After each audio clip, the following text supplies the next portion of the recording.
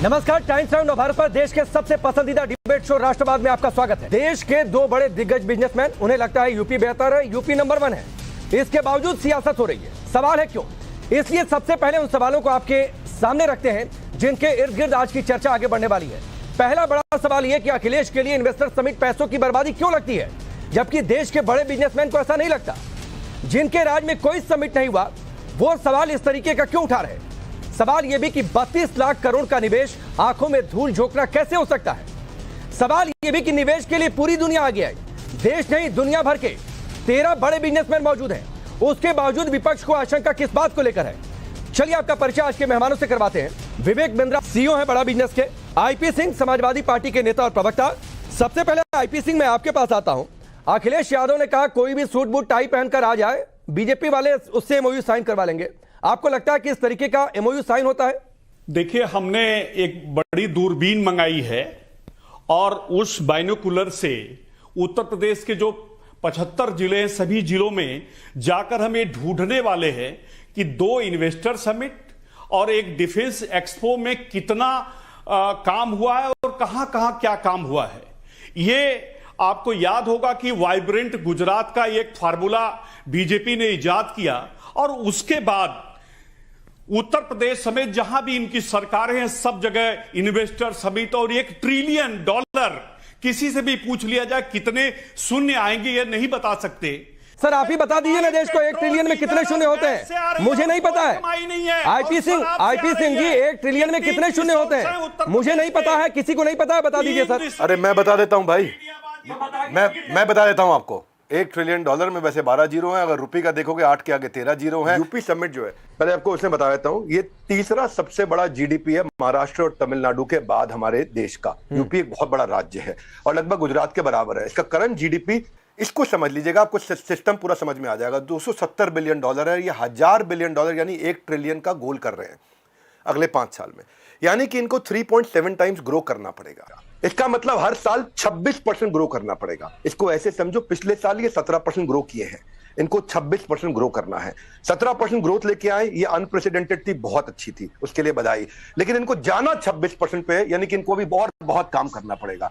ये हो सकता है, क्यों हो सकता है? पॉपुलेशन यूपी की बहुत अच्छी है, डेमोग्राफिक अच्छे, यंग पॉपुलेशन है, सबसे ज्यादा पॉपुलेशन 18 से 30 साल के लोगों की है। अगर इंफ्रास्ट्रक्चर पे फोकस करेंगे, ये आज 8% नेशनल जीडीपी को कंट्रीब्यूट कर रहे हैं।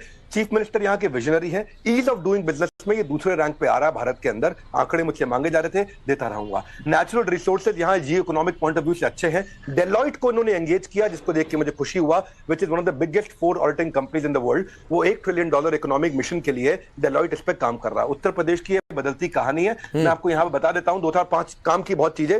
सबसे ज्यादा पॉपुलेस स्टेट है इस समय, पॉपुलेशन 20 करोड़ से ज्यादा है, यानी 14% टोटल देश की पॉपुलेशन है। अगर इसको देखें, चाइना, इंडिया, यूनाइटेड स्टेट्स और इंडोनेशिया, पाकिस्तान के बाद ये 6ठा दुनिया का सबसे बड़ा देश बन सकता था। यानी कि मैन पावर बहुत है, काम किया जा सकता है। स्किल इंडिया रिपोर्ट ये कहती है कि UP is among the top 3 having maximum supply, लेकिन इनको एंगेज उतना नहीं किया गया है जितना एंगेज किया जा सकता है। महाराष्ट्र, कर्नाटक और तमिलनाडु ने लीड किया है, यूपी अभी थोड़ा पीछे है। इन्होंने स्किल पे 208 करोड़ रुपए इन्वेस्ट किया पीछे। स्किल है तो क्या मुश्किल है, लेकिन अभी इनको और इन्वेस्ट करना होगा।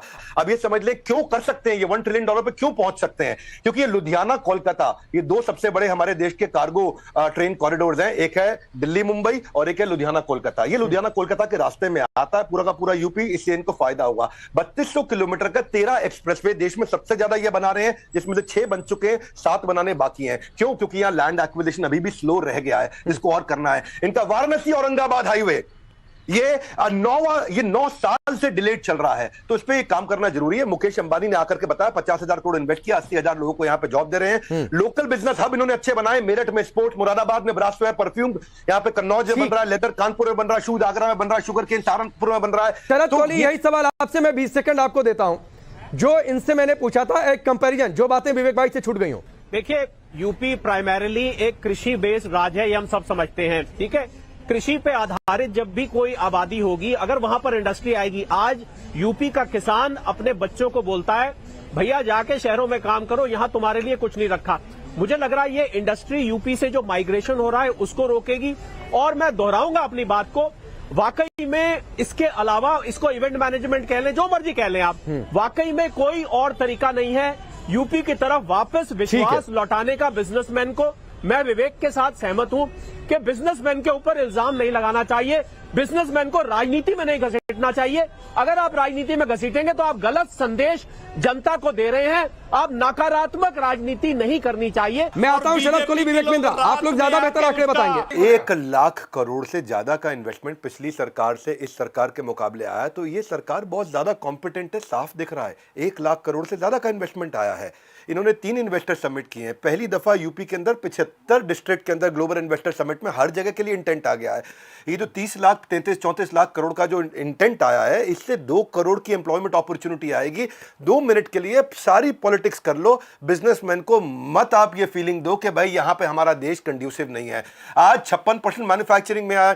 मैं आपको बताऊं, किसी ने बोला साहब, यहां किसी ने कहा कि ये तो इवेंट मैनेजमेंट है। मैं कह रहा हूं हर एक को करनी चाहिए ऐसी इवेंट मैनेजमेंट। इन्होंने 21 शहरों में 16 देशों के अंदर अपनी रोड शो किए। ये 16 देशों के अंदर गए, वहां जाकर के सबको अट्रैक्ट किया। लेकिन कहीं और हुआ करता था। नहीं, मैं तो कह रहा हूं ऐसा इवेंट मैनेजमेंट, ये जो इवेंट मैनेजमेंट है, ये इवेंट मैनेजमेंट हर राज्य को करना चाहिए। आज फ्रांस से आ गए लोग, कनाडा से आ गए, ऑस्ट्रेलिया से आए, बेल्जियम से आए, स्वीडन से आए, मैक्सिको से आए, ब्राजील से आए। ठीक है, सुनो, मैं आपने मेरे से जो प्रश्न पूछा उसका उत्तर सुनिए। 2018 में जीडीपी थी 14.25 लाख करोड़। 2020 में जीडीपी कंट्रीब्यूशन था 17.25 लाख करोड़। 2022 में जीडीपी कंट्रीब्यूशन हो गया 20.5 लाख करोड़। तो कहां 14 से 17 से 20.5 लाख करोड़ ये ग्रोथ हुई है भैया।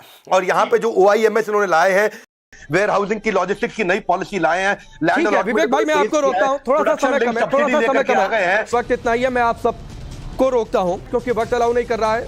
आप सबका बहुत बहुत शुक्रिया राष्ट्रवाद में जुड़ने के लिए।